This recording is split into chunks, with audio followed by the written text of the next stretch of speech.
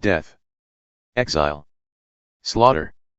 When Jeremiah finished telling all the people the whole message that their God had sent him to give them, all these words, Azariah son of Hoshaiah and Johanan son of Kareah, backed by all the self-important men, said to Jeremiah, "Liar!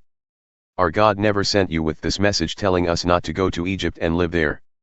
Baruch son of Neriah is behind this. He has turned you against us.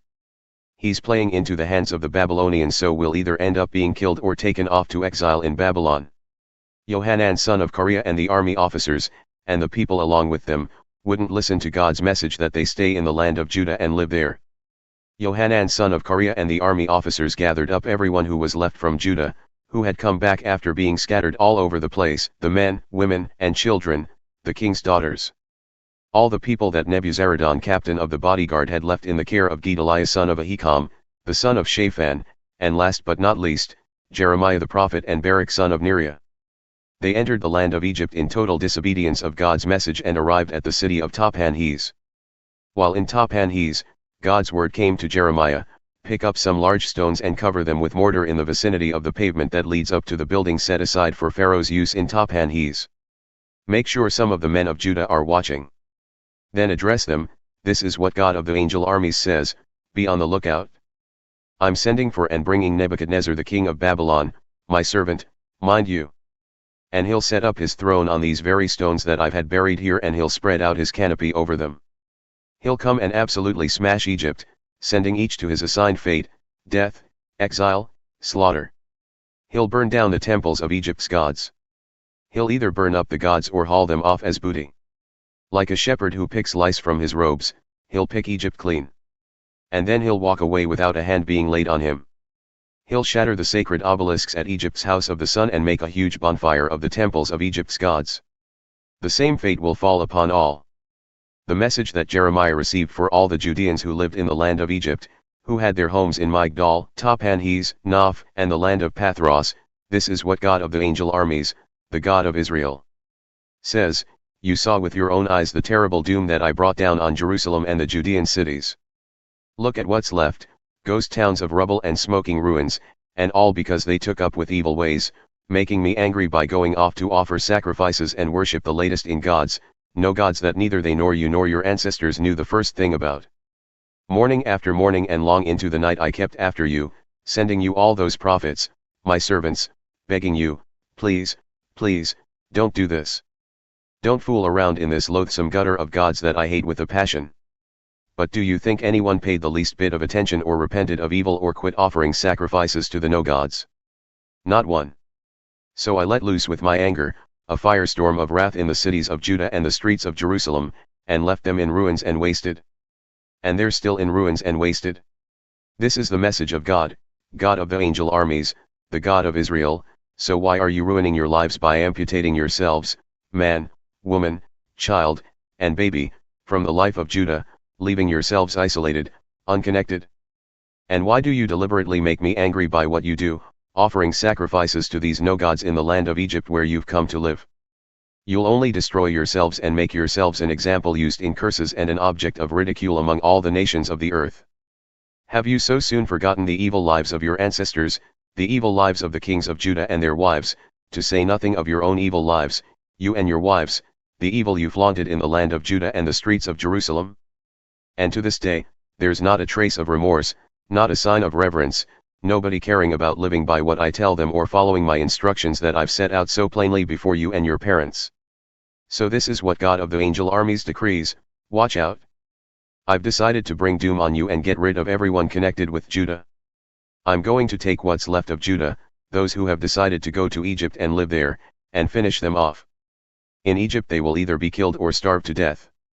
The same fate will fall upon both the obscure and the important. Regardless of their status, they will either be killed or starve. You'll end up cursed, reviled, ridiculed, and mocked. I'll give those who are in Egypt the same medicine I gave those in Jerusalem: massacre, starvation, and disease. None of those who manage to get out of Judah alive and get away to Egypt are going to make it back to the Judah for which they're so homesick. None will make it back, except maybe a few fugitives. Making goddess cakes.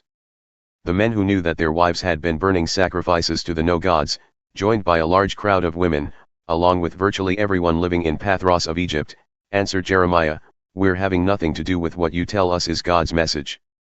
We're going to go right on offering sacrifices to the Queen of Heaven and pouring out drink offerings to her, keeping up the traditions set by our ancestors, our kings and government leaders in the cities of Judah and the streets of Jerusalem in the good old days.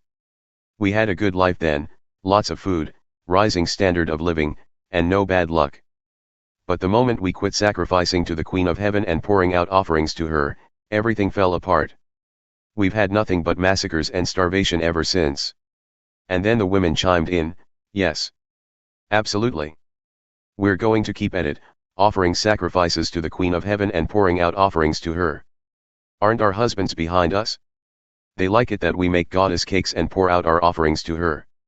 Then Jeremiah spoke up, confronting the men and the women, all the people who had answered so insolently. He said, "The sacrifices that you and your parents, your kings, your government officials, and the common people of the land offered up in the cities of Judah and the streets of Jerusalem, don't you think God noticed? He noticed, all right. And he got fed up. Finally, he couldn't take your evil behavior and your disgusting acts any longer.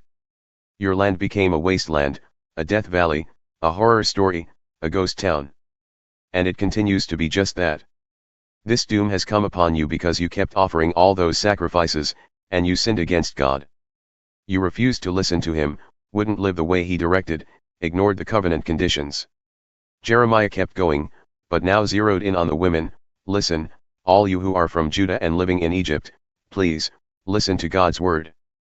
God of the angel armies, the God of Israel, says, you women. You said it and then you did it. You said, we're going to keep the vows we made to sacrifice to the Queen of Heaven and pour out offerings to her, and nobody's going to stop us. Well, go ahead. Keep your vows. Do it up big.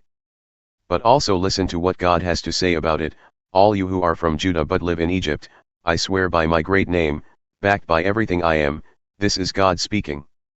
That never again shall my name be used in vows, such as sure as the Master, God, lives. By anyone in the whole country of Egypt.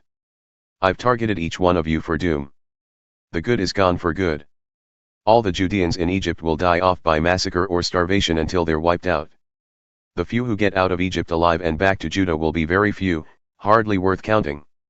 Then that ragtag bunch that left Judah to live in Egypt will know who had the last word.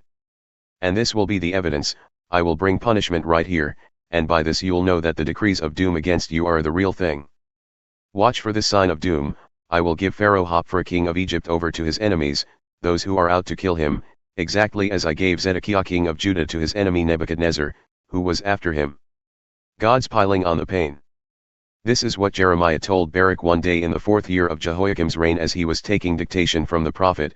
These are the words of God, the God of Israel, to you, Baruch. You say, these are bad times for me.